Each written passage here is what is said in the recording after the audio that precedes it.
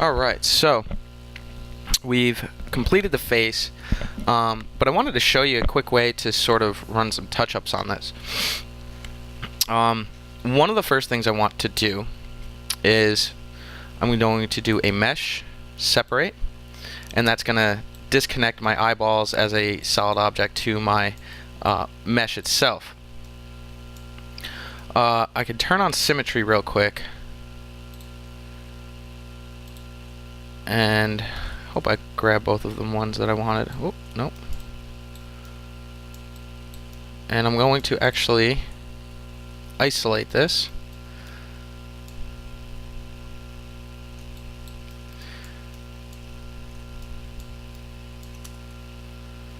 And just notice some spots where I could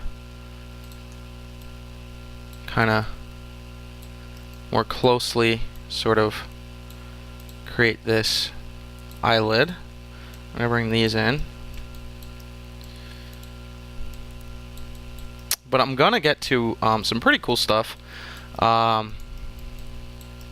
here in just a moment. Select off my object, press Shift I, and I'm just kind of making sure that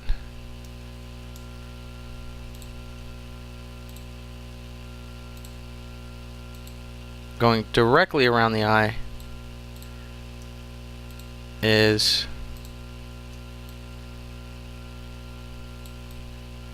clear. Alright. I think that helps a lot. That little bit, I think, helps a lot, to put it in layman's terms, I guess you'd say. And then I'm simply going to drag these in ever so slightly.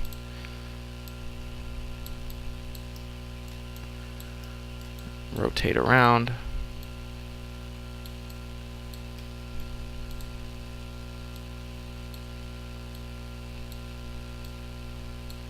All right.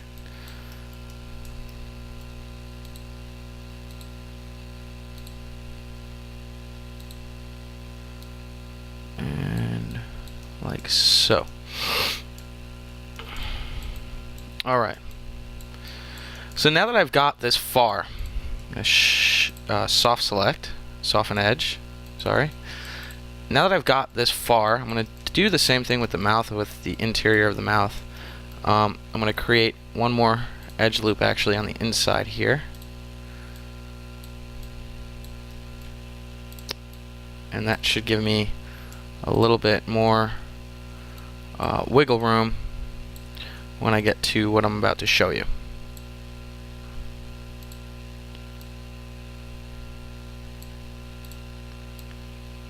Alright, now, okay, now that I've come this far with my face, I can take it a step further. I'm going to hide this and this, and with the actual head itself, I can turn on my references also, which can always help. Because I scaled it, it's much smaller now. And I've already frozen transformations on that, so we'll just go ahead and scale these small. And then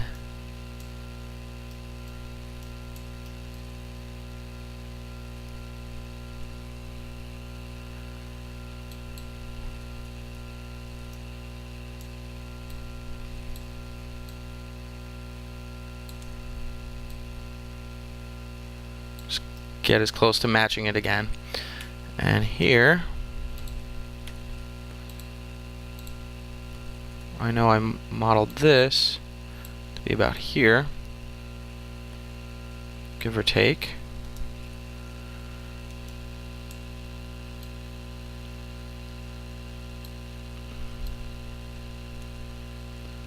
Something like that.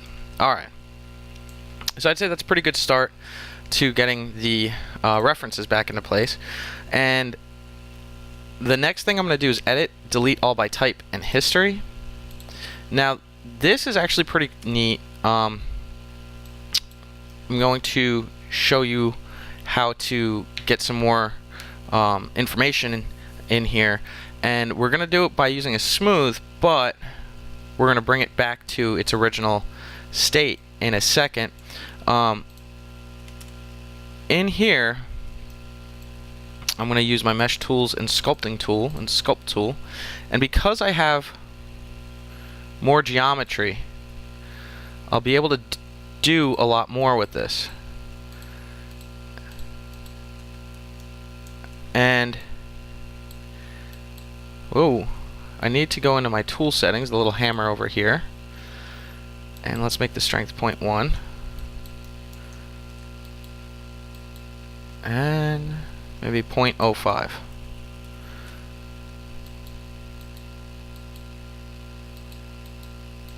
And just do some sculpting, make it a little bit more human, if you will. And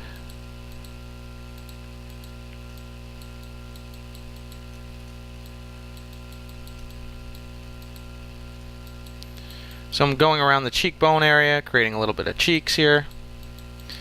And you could also even bring this up another subdivision by going smooth again. But keep in mind, divisions 0 and to give you an idea here, I'm going to go back actually a little bit more.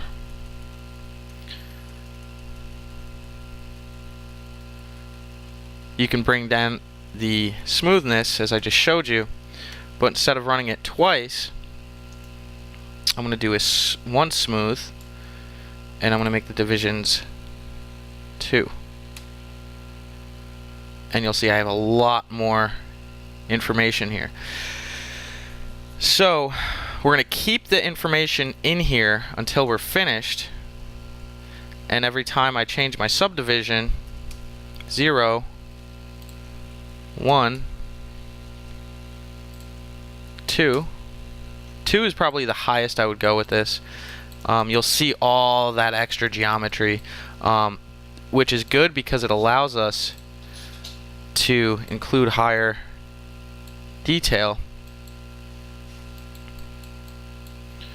in our little sculpt here. And you can start to really get some cool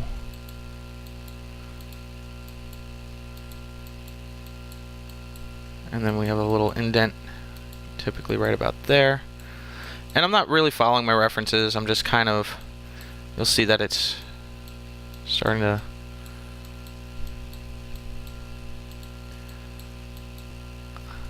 okay.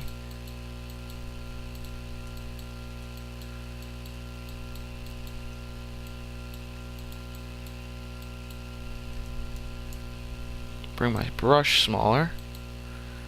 Oop, I don't want to affect the eye at all. I'm going to have to bring my brush even smaller.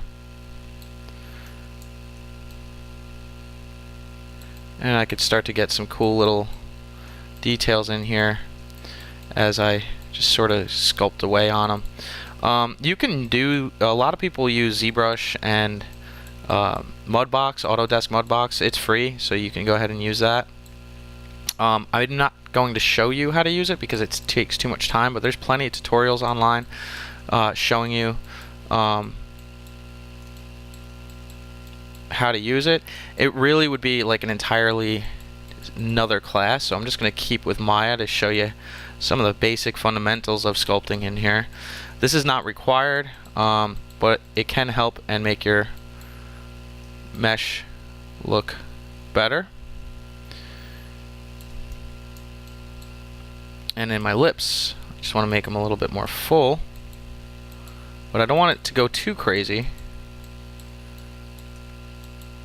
Ooh.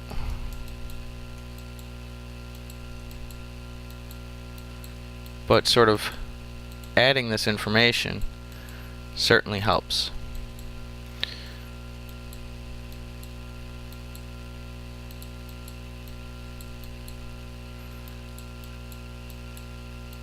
And I'm just trying to get it to look a little bit more detailed than what I previously had.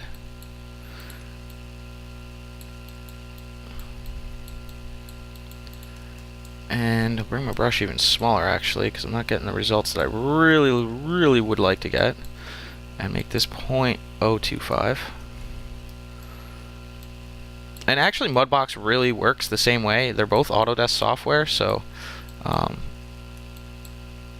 if you want to download it and give it a shot, you're more than welcome to, but I don't have any personal tutorials on how to use it. It's a free download through Autodesk, just how we download Maya.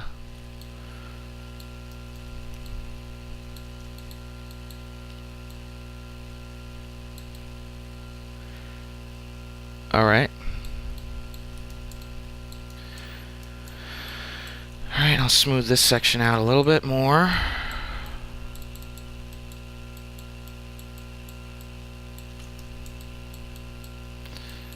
And then it looks like I brought it in too much.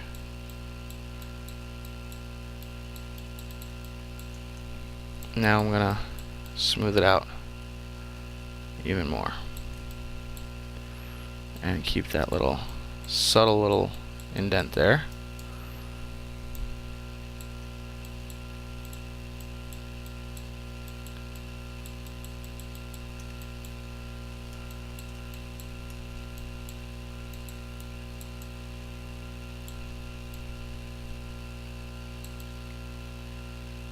Okay.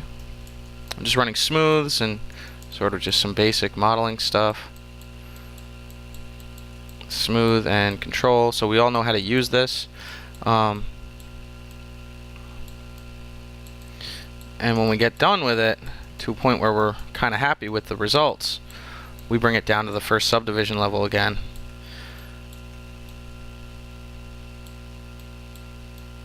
Just sort of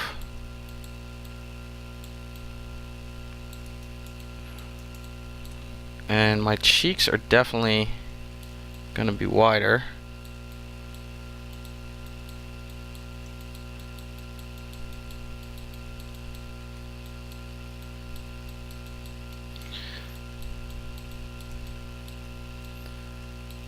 And get some definition in the head here,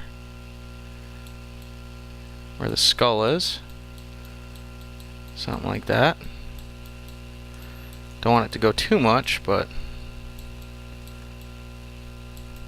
again, I'm not following my reference. It doesn't need to be perfect. Just sort of trying to show you how to. This part isn't even required, but I just wanted to go ahead and show you if you wanted to sort of make it a little bit better, that this is one way to do it.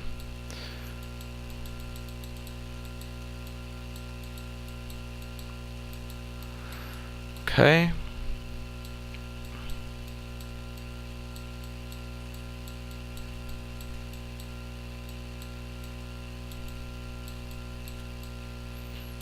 Okay, and then smooth. I'm just kind of creating a little bit more of a narrow neck. And other tools, you can play around with all these. Let's see. The grab tool, that's always a neat one. Just grab certain vertices.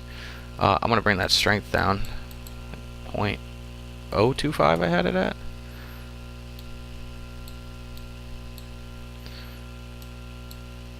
And that brush size needs to be smaller. You can sort of grab verts as needed. Maybe a little bit stronger because that's not enough. And the idea is you can actually pull them around, but I don't want to get too powerful with the tool because I don't want it to deform my mesh too much, because I'm getting to a point where I kind of like the way it's looking. I'll bring my brush smaller, And the smooth tool is simply the same thing as the sculpt tool when holding shift. They're the same exact thing. And here I'm going to create a little bit of a crease.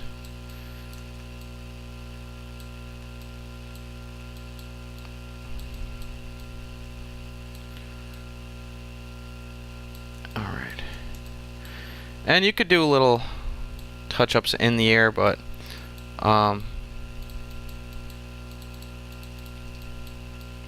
for the most part, it's pretty good.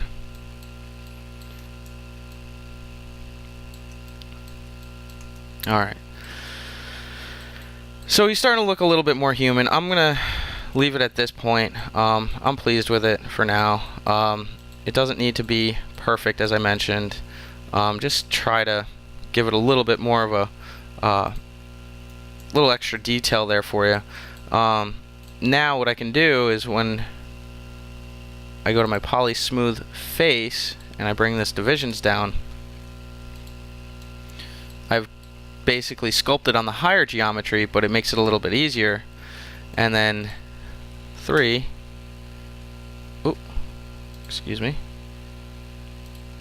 what was it, 2, you'll see it has a little bit more of that detail, but I only need it at the division 0 level.